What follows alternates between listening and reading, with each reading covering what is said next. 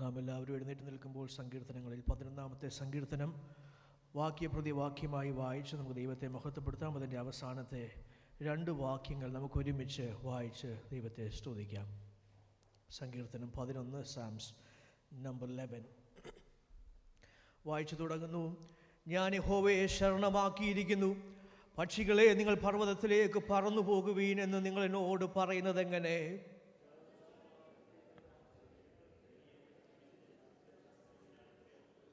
അടിസ്ഥാനങ്ങൾ മറിഞ്ഞുപോയാൽ നീതിമാൻ എന്തു ചെയ്യും?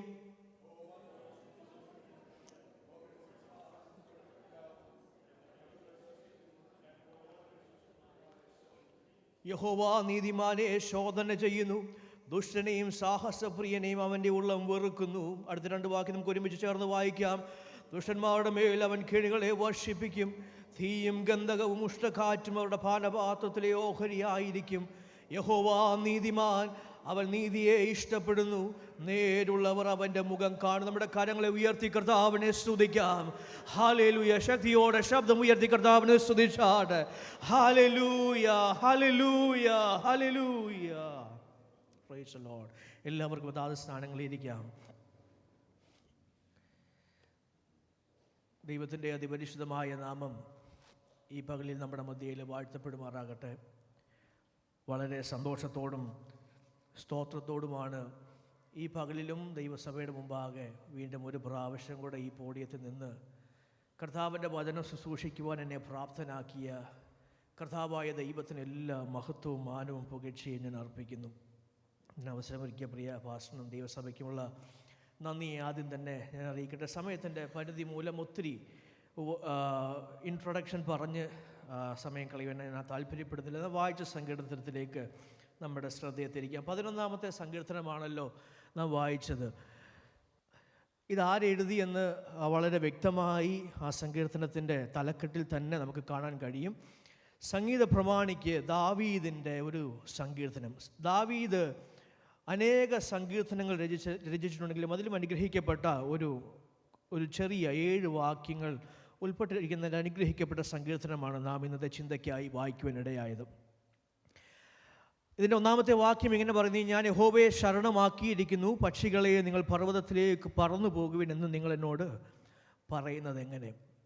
ഈ സങ്കീർത്തനം നാം പഠിക്കുമ്പോൾ തന്നെ ഇതിൻ്റെ കോണ്ടെക്സ്റ്റ് അല്ലെങ്കിൽ ഇതിൻ്റെ പശ്ചാത്തലം ഒന്ന് അറിഞ്ഞിരിക്കുന്നത് വളരെ നല്ലതായിരിക്കും. 1 ശമൂവേലിൻ്റെ പുസ്തകം 18-ാമത്തെ അധ്യായവും 19-ാമത്തെ അധ്യായവുമാണ് ഈ സങ്കീർത്തനം ദാവീദ് എഴുതാനുണ്ടായിരുന്ന പശ്ചാത്തലം. നമുക്കെല്ലാവർക്കും അത് അറിയാം. ശൗലിനെ പേടിച്ച് ദാവീദ് ആയിരിക്കും. എന്താ കാരണം എന്നറിയാവോ? ഫിലിസ്തീനെ അല്ലെങ്കിൽ ഒക്കെ കൊന്നിച്ച് ശൗലും ദാവീദും ഒക്കെ ഇങ്ങനെ തിരിച്ച് മടങ്ങി വരുമ്പം അഭിഷേകം പ്രാപിച്ച ദാവീദ് കൂടെ ഉണ്ട്, ശൗലുണ്ട്. പട്ടണത്തിലെത്തിയപ്പം സ്ത്രീകൾ പാടി ശൗലോ 1000 കൊന്നു, ദാവീദോ 10,000 കൊന്നു.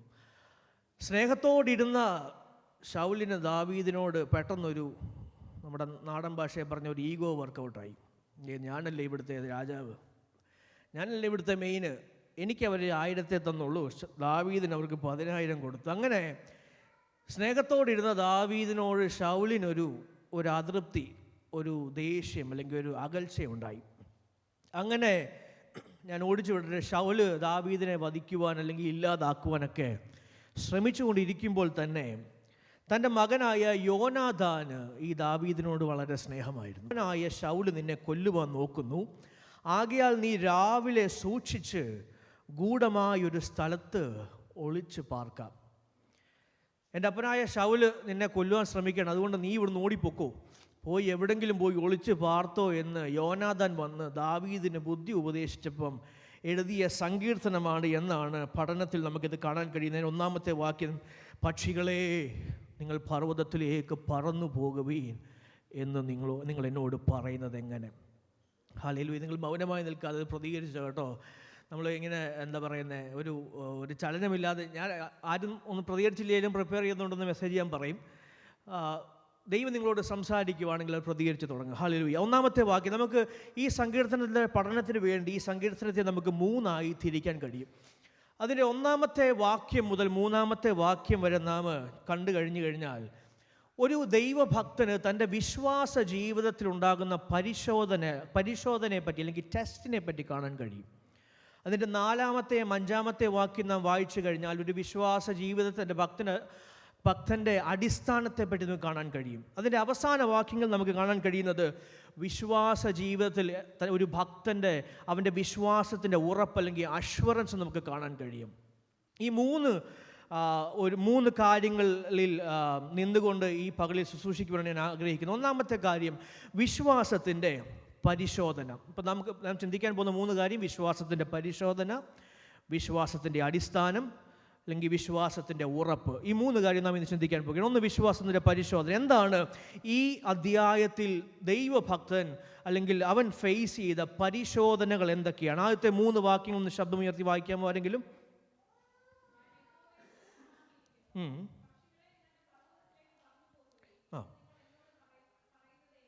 ഒരു മിനിറ്റ് ഒന്ന് വെയിറ്റ് ചെയ്യണേ.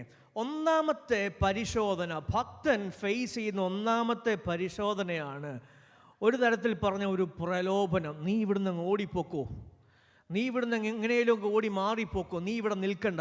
പിന്നെ പിന്നാലെ അത് എക്സ്പ്ലെയിൻ ചെയ്യാൻ ആഗ്രഹിക്കുന്നു. 2-ാമത്തെ വാക്യം വായിച്ചാട്ടെ.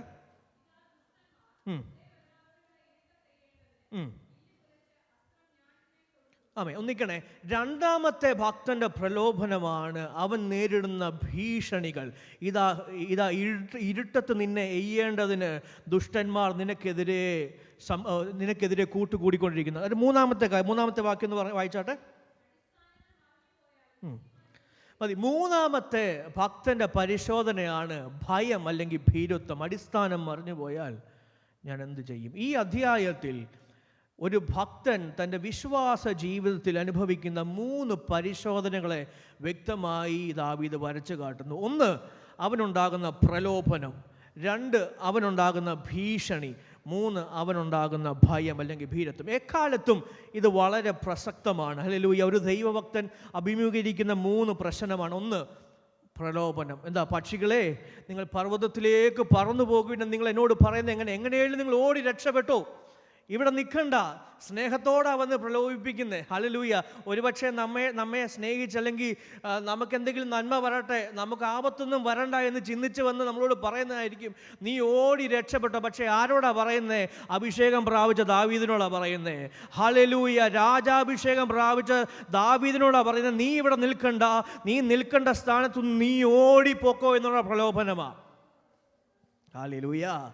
Praise Lord. നമ്മുടെ ജീവിതത്തിലും പലപ്പോഴും ഇങ്ങനെ സംഭവിക്കാറുണ്ട്. ഇവിടെ നിൽക്കരുത്, നിങ്ങൾ ഇത്രയും പ്രാർത്ഥിക്കേണ്ട കാര്യമുണ്ടോ, ഇത്രയും ഉപവസിക്കേണ്ട കാര്യമുണ്ടോ, നീ ഇത്രയും പാടിയിട്ട്, നീ ഇത്രയും ഉപവസിച്ചിട്ട്, നീ ഇത്രയും പ്രാർത്ഥിച്ചിട്ട് എന്താ സംഭവിച്ചേ? കാരണം നീ ഇപ്പുറത്തോട്ടൊക്കെ നോക്കിക്കുക, എന്ന് കണ്ണ് ചുറ്റുപാടൊന്ന് ഓടിച്ച് നോക്കിയേ, അവരൊക്കെ അനുഗ്രഹം പ്രാപിക്കുന്നത് നീ കണ്ടില്ല. നീ ഇത്രയും പ്രാർത്ഥിച്ചിട്ട് നിനക്ക് എന്താ ഉണ്ടായേ? നീ ഇത്രയും ആരാധിച്ച് നിനക്ക് എന്താ ഉണ്ടായേ? നീ ഇവിടെ നിൽക്കണ്ട, നീ പൊക്കോ. ദൈവം നമ്മെ നിർത്തിയിരിക്കുന്ന സാഹചര്യത്തിൽ നിന്ന്, ദൈവം നമ്മെ നിർത്തിയിരിക്കുന്ന ആ ദേശത്തിൽ നിന്ന്, നമ്മെ ആക്കിയിരിക്കുന്ന സ്ഥാനത്തിൽ നിന്ന്, യഥാസ്ഥാനത്തിൽ നിന്ന് നമ്മെ ഓടിച്ച് കളയുവാൻ ശത്രുവായവൻ പ്രയോഗിക്കുന്ന തന്ത്രമാണ് പ്രലോഭനം.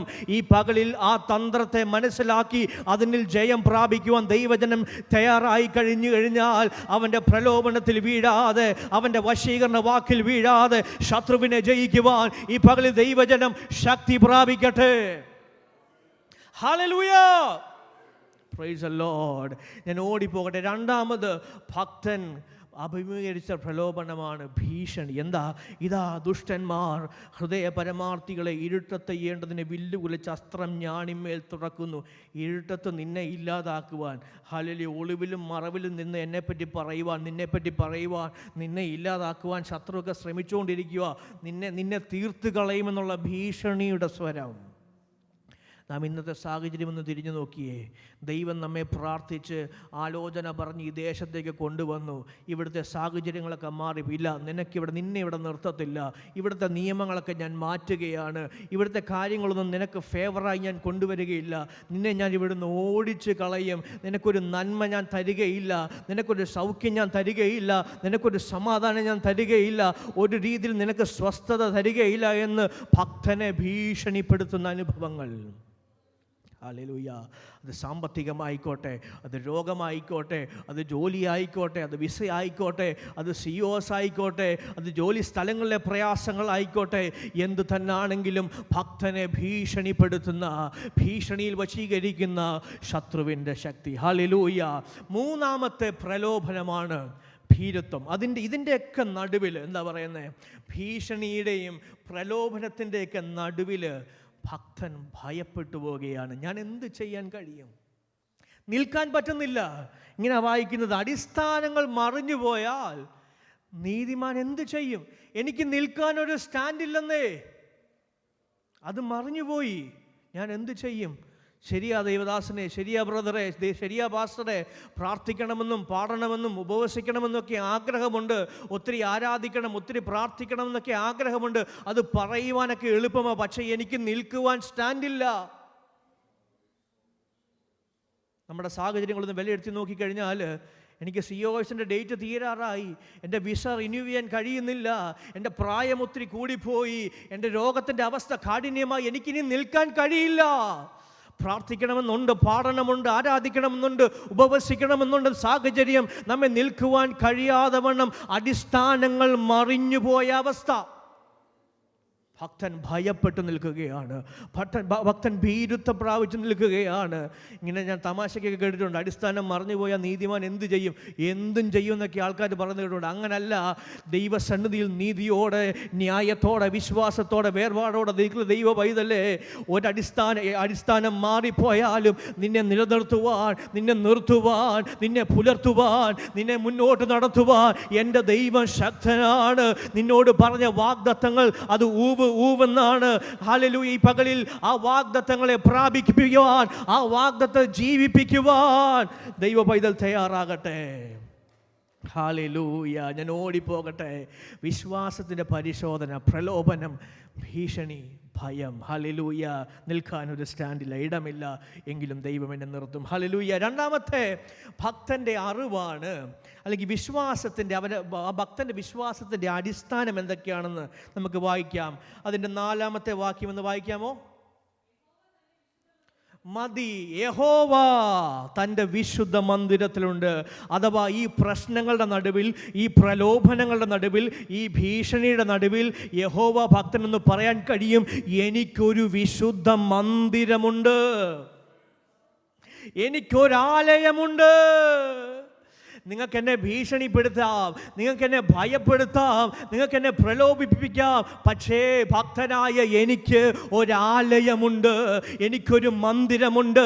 ആ ആലയത്തിൽ, ആ മന്ദിരത്തിൽ എനിക്കൊരു മഹാപുരോഹിതനുണ്ട്. ഹല്ലേലൂയ. എനിക്കൊരു പുരോഹിതനുണ്ട്. Praise the lord. കുരികിലൊരു ചെറിയ പക്ഷിയാണ് കേട്ടോ. മറ്റു പക്ഷികളെ വെച്ച് കമ്പയർ ചെയ്ത് നോക്കിയാൽ കുരികൾ ചെറിയൊരു പക്ഷിയാണ്. ഹല്ലേലൂയ. റെസിസ്റ്റിംഗ് പവറോ, പ്രതിരോധിക്കാൻ ഒന്നും കഴിവില്ല. പക്ഷേ അതിനും ഒരു അഭയസ്ഥാനമുണ്ട്. കുരികിലിനും ഒരു മന്ദിരം, ഒരു അഭയസ്ഥാനമുണ്ട്. പഴയ നിയമത്തിൽ നമുക്ക് ഇങ്ങനെ കാണാൻ കഴിയും. പ്രതികാരകൻ പുറകിന് വരുമ്പോൾ ഓടിച്ചെന്ന് യാഗപീഠത്തിൻ്റെ കൊമ്പിൽ കയറി പിടിക്കും. എന്തിനാ? രക്ഷപ്പെടുവാൻ, ഉയർന്നു വരുന്ന വാളിൽ നിന്ന് തെറ്റിയൊഴിയുവാൻ. ഹല്ലേലൂയ. വെല്ലുവിളിയിൽ നിന്ന്, മരണഭീതിയിൽ നിന്ന് ഒഴിഞ്ഞു പോകുവാൻ ഓടിച്ചെന്ന് യാഗപീഠത്തിൻ്റെ കൊമ്പിൽ പിടിക്കുന്നത് പോലെ പ്രലോഭനത്തിൽ, ഭീഷണിയിൽ, ഭയത്തിൽ നിൽക്കുന്ന ദൈവ പൈതലെ, എനിക്കും നിനക്കും ഒരു മന്ദിരമുണ്ട്.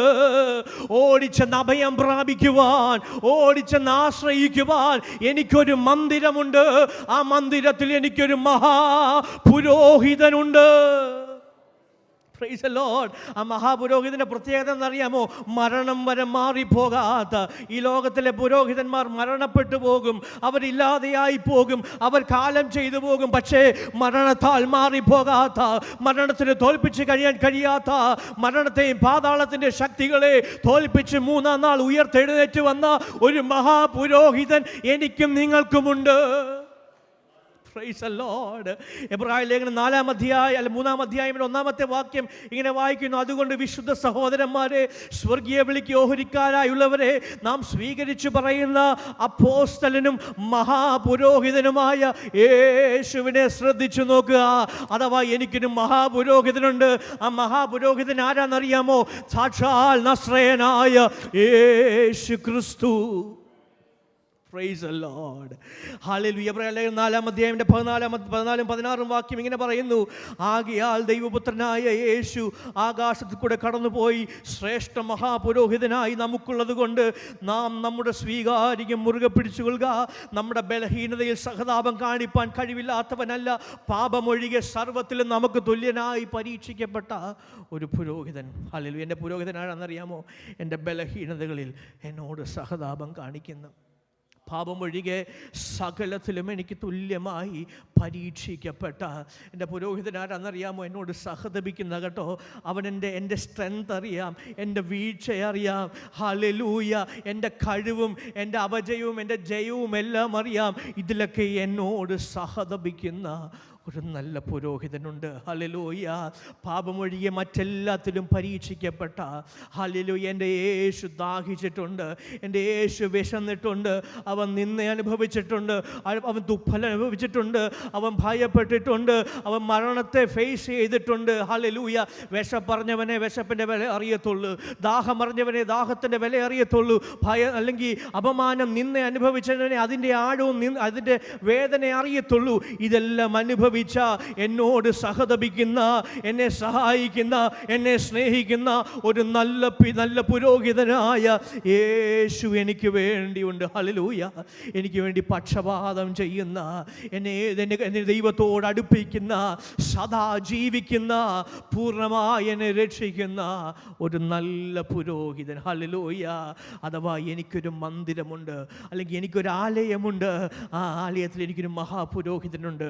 അവനാണ് സാക്ഷാൽ യേശു ക്രിസ്തു. ആമേൻ. ഞാൻ ഓടിപ്പോകട്ടെ. രണ്ടാമത് ഭക്തനുള്ള അടിസ്ഥാനം എന്താണെന്നറിയാമോ? അതിൻ്റെ 4-ാമത്തെ വാക്യത്തിൻ്റെ 2-ാമത്തെ ഭാഗം ഒന്ന് വായിച്ചേ. മതി, അവനൊരു സിംഹാസനമുണ്ട്. എനിക്കൊരു സിംഹാസനമുണ്ട്. സിംഹാസനം എന്തിനാണ് കാണിക്കുന്നത്? അധികാരത്തെ കാണിക്കുന്നു. ഹല്ലേലൂയ. സിംഹാസനം പവറിനെ കാണിക്കുന്നു. ഇവിടെ ദാവീദ് ഭയപ്പെട്ടത് ശൗലിൻ്റെ സിംഹാസനത്തെയാണെങ്കിൽ അതിനും ഉയർന്നും പൊങ്ങിയും ഇരിക്കുന്ന ഒരു സിംഹാസനം എനിക്കും നിങ്ങൾക്കും വേണ്ടിയുണ്ട്. ഈ ലോകത്തിൻ്റെ അധികാരങ്ങളോ ഈ ലോകത്തിൻ്റെ നിയമങ്ങളോ ഒക്കെ മാറി മറിഞ്ഞേക്കാം. അധികാരങ്ങൾ പലരുടെയും കയ്യിലുണ്ടെന്നൊക്കെ വിചാരിച്ചേക്കാം. പക്ഷേ സകലവും നിയന്ത്രിക്കുന്ന ഒരുവനുണ്ട്. വചനം ഇപ്രകാരം പറയുന്നത്, രാജാവിൻ്റെ ഹൃദയം യഹോവയുടെ കയ്യിൽ നീർത്തോട് കണക്കെ ഇരിക്കുന്നു, തനിക്കിഷ്ടമുള്ളിടത്തൊക്കെയും അവൻ അതിനെ തിരിക്കുന്നു. ഈ ലോകത്തിലെ രാജാക്കന്മാരും ഈ ലോകത്തിലെ മിനിസ്റ്റേഴ്സും അല്ലെങ്കിൽ നമ്മുടെ ബോസും നമ്മുടെ സുപ്പീരിയേഴ്സും നമ്മുടെ മാനേജേഴ്സും പല നിയമങ്ങൾ കൊണ്ടുവന്നേക്കാം, പല സാഹചര്യങ്ങൾ കൊണ്ടുവന്നേക്കാം. എന്തൊക്കെയായാലും വചനം ഇപ്രകാരം പറയുന്നു, എനിക്കൊരു സിംഹാസനമുണ്ട്. ആ സിംഹാസനത്തിൽ ഇരുന്നരുളുന്നൊരു രാജാവുണ്ട്. ആ രാജാവിൻ്റെ പ്രത്യേകത എന്താണെന്നറിയാമോ? ഈ ലോകത്തിൽ ആരായിക്കോട്ടെ, ഏത് പ്രഭുവായിക്കോട്ടെ, ഏത് രാജാവായിക്കോട്ടെ, ഈ ലോകത്തിൻ്റെ ഏത് സിംഹാസനമായിക്കോട്ടെ, അവന് തിരിച്ചു വിടുവാൻ കഴിയാൻ, ഹല്ലേലൂയ, അവൻ്റെ കയ്യിലെ നീർത്തോടുകൾ പോലെയാണ്. അത് അവൻ ഇഷ്ടമുള്ളിടത്തേക്ക് തിരിച്ചു വിടുന്നെങ്കിൽ ആ രാജാവ് എൻ്റെ രാജാവാണ്. ആ സിംഹാസനം എനിക്കുള്ളതാണ്. ആ സിംഹാസനത്തിൽ ഇരിക്കുന്ന രാജാവ് എൻ്റെ രാജാവാണ്. ആ ഒരു ബോധ്യമാണ് ഭക്തനുണ്ടായത്. മൂന്നാമത് പറയുന്ന, ആരെല്ലാം എൻ്റെ നേരെ വിരൽ ചൂണ്ടിയാലും, എനിക്ക് എവിടൊക്കെ എൻ്റെ സത്യം കുഴിച്ചിട്ടാലും, എവിടൊക്കെ എൻ്റെ ന്യായമില്ലാതായി പോയാലും നീതിയോടെ ന്യായത്തോടെ വിധിക്കുന്ന ഒരു നല്ല കർത്താവുണ്ട്. ഞാൻ ഓടിപ്പോകട്ടെ, ഞാൻ എല്ലാം പറയുന്നില്ല, ഞാൻ എല്ലാം കട്ട് ഷോട്ട് ചെയ്ത് പറയട്ടെ. മൂന്നാമത്തെ ഭക്തൻ്റെ അല്ലെങ്കിൽ അവൻ്റെ അറിവാണ്, അവൻ്റെ വിശ്വാസത്തിൻ്റെ ഉറപ്പ് എന്താണെന്നറിയാമോ? അതിൻ്റെ അവസാന വാക്യം ഒന്ന് വായിക്കാമോ? 7-ാമത്തെ വാക്യം. മതി. ഈ ഭക്തൻ്റെ വിശ്വാസം, ഈ പ്രലോഭനങ്ങളും ഈ ഭീഷണികളും ഈ ഭയവും ഒക്കെ വരുമ്പോൾ ഈ ഭക്തൻ്റെ ഉറപ്പെന്താണെന്നറിയാമോ? യഹോവ നീതിമാൻ. ദൈവത്തെ പറ്റിയൊരു ബോധ്യമാണ് ഭക്തൻ്റെ ഉറപ്പ്. അവൻ നീതിമാനായ ദൈവമാണ്. എൻ്റെ ദൈവം നീതിമാനാണ്. അവൻ ന്യായമുള്ളവനാണ്. ദൈവത്തിൻ്റെ സ്വഭാവത്തെ അവിടെ കാണിക്കുന്നത് കേട്ടോ. ദൈവത്തിന് തൻ്റെ സ്വഭാവത്തെ ത്യജിച്ച് കളയാൻ കഴിയുകയില്ല. ദൈവത്തിന് അവൻ്റെ സ്വഭാവത്തെ മാറ്റിക്കളയാൻ കഴിയില്ല. അവൻ ഊവെന്ന് പറഞ്ഞാൽ ഊവെന്നാണ്, അവൻ ഇല്ല എന്ന് പറഞ്ഞാൽ ഇല്ലെന്നാണ്. ഈ പകലിൽ ഭയത്തോടെ ഭീരുത്വത്തോടെ ആയിരിക്കുന്ന ദൈവ പൈതലേ, എന്നോടും നിങ്ങളോടുമുള്ള ദൈവിക വാഗ്ദത്തങ്ങൾ അത് ഊവെന്നെങ്കിൽ അത് ഊവ് തന്നെ. ഈ ലോകത്തിൻ്റെ പ്രതിസന്ധികളോ, ഈ ലോകത്തിൻ്റെ സാഹചര്യങ്ങളോ, ഇവിടുത്തെ നിയമവ്യവസ്ഥകളോ ഇതെല്ലാം നമുക്ക് പ്രതികൂലമായി ഉയർന്നേക്കാം. പക്ഷേ എനിക്കൊരു ഉറപ്പുണ്ട്, എന്നോട് വാഗ്ദത്തം പറഞ്ഞ ദൈവം വിശ്വസ്തൻ. അവൻ വാക്കുമാറാത്ത ദൈവമാണ്. അവൻ്റെ വാക്കിന് ഒരു വ്യത്യാസം വരികയില്ല. അവൻ്റെ വായിൽ നിന്നൊരു വാക്ക് വന്നാൽ അതിന് വ്യത്യാസം വരികയില്ല. ആകാശവും ഭൂമി ഒഴിഞ്ഞു പോകും, എൻ്റെ വചനങ്ങളോ അതൊഴിഞ്ഞു പോകുകയില്ല. അവൻ ഇന്നലെയും ഇന്നും എന്നേക്കും അനന്യം തന്നെ. വ്യാജം പറയുവാൻ എൻ്റെ ദൈവം മനുഷ്യനല്ല. ഹല്ലേലൂയ. എൻ്റെ ദൈവത്തിൽ നിന്ന് വരുന്ന വാക്കുകൾ അതൊരിക്കലും തെറ്റിപ്പോയതല്ല, അത് മിസ്റ്റേക്കണാവില്ല. അവൻ കള്ളം പറയില്ല, അവൻ വ്യാജം പറയില്ല. എന്നോടും നിങ്ങളോടും ദൈവം എന്തെങ്കിലും വാഗ്ദത്തം പറഞ്ഞിട്ടുണ്ടെങ്കിൽ, എന്നോടും നിങ്ങളോടും ദൈവം എന്തെങ്കിലും ആലോചന പറഞ്ഞിട്ടുണ്ടെങ്കിൽ, നമ്മെ നിർത്തുവാൻ ശക്തനായവൻ, നിന്നെയും എന്നെയും ഈ രാജ്യത്ത് ദൈവം കൊണ്ടുവന്നെങ്കിൽ നമ്മെ ഉറപ്പിക്കുവാൻ, നമ്മെ നിലർത്തുവാൻ, നമ്മളോട് പറഞ്ഞ ദൈവിക വാഗ്ദത്തങ്ങൾ നിവർത്തിക്കുവാൻ അവൻ ശക്തനായ ദൈവമാണ്. ഞാൻ അറിയാതെ പറഞ്ഞു പോയതാ, ഞാൻ മിസ്റ്റേക്കിലി പറഞ്ഞു പോയതാ എന്ന് പറഞ്ഞ് മാറ്റുന്ന വാക്കല്ല എൻ്റെ ദൈവത്തിൻ്റെ വാക്ക്. അത് ഊവ് എന്ന് പറഞ്ഞാൽ ഊവുന്നത്രേ. ഹല്ലേലൂയ. നമ്മുടെ കണ്ണുകളെ അടയ്ക്കാം. ഹല്ലേലൂയ. ഞാൻ എൻ്റെ വാക്കുകളെ ഇവിടെ അവസാനിപ്പിക്കട്ടെ. നാം വായിച്ച സങ്കീർത്തനം, ഹല്ലേലൂയ, 11-ാമത്തെ സങ്കീർത്തനം. ഓ പ്രൈസ് ദി ലോർഡ്. ഒരു വിശ്വാസത്തിൽ ഒരു ഭക്തൻ്റെ പരിശോധനകൾ നാം വായിച്ചു. ഭയങ്ങൾ വന്നേക്കാം, പ്രലോഭനങ്ങൾ വന്നേക്കാം, ഭീഷണികൾ വന്നേക്കാം. Price the Lord. അടിസ്ഥാനങ്ങൾ മറിഞ്ഞു പോയേക്കാം. പക്ഷേ നമ്മെ നിർത്തുന്ന ഒരു കർത്താവുണ്ട്. നമ്മോട് വാഗ്ദത്തം പറഞ്ഞൊരു ദൈവമുണ്ട്. നമ്മുടെ കണ്ണുകളൊക്കെ ദൈവത്തിൽ നടച്ചാട്ടെ. ഹല്ലേലൂയ. നമ്മെ തന്നെ ഈ വചനത്തിന് മുമ്പിൽ ഏൽപ്പിച്ചു കൊടുത്താട്ടെ. നമ്മോട് വാഗ്ദത്തം പറഞ്ഞ കർത്താവ്, അവൻ വാക്കു പറഞ്ഞാൽ മാറാത്ത ദൈവമാണ്.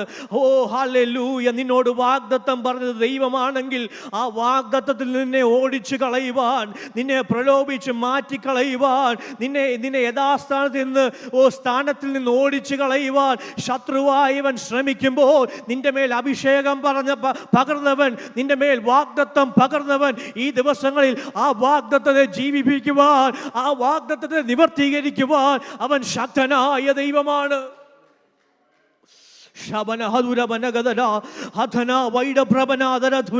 ഈ പകലിൽ ചില വാഗ്ദത്തങ്ങൾ ജീവിക്കുന്ന പകലായി തീരട്ടെ. ഹല്ലേലൂയ. ദൈവിക വാഗ്ദത്തങ്ങൾ ജീവൻ പ്രാപിക്കുന്ന അത് പകലായി തീരട്ടെ. ഹല്ലേലൂയ.